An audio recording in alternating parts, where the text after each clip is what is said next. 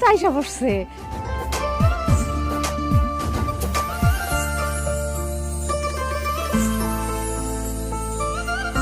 নানু, এই যে আমার নানু। কেমন আছো নানু? খুব ভালো আছি, খুব ভালো আছি। কিন্তু এতকাল পরে নানুর খবর নিলে হবে? হ্যাঁ, নানুর খবর নিতে তো আমিই আসলাম। নানু তো আমার খবর নিতে ঢাকা যেতে পারে, তাই না? আসসালামু আলাইকুম মামা। ওয়ালাইকুম সালাম। কেমন আছেন মাম্মি? ভালো আছি, তুমি ভালো আছো? জি আলহামদুলিল্লাহ। এত ইমোশনাল হওয়ার কিছু নাই দাদি। 2 দিনের অতিথি, 2 দিন পর আবার শহরে চলে যাবে। তুমি রুদ্র না?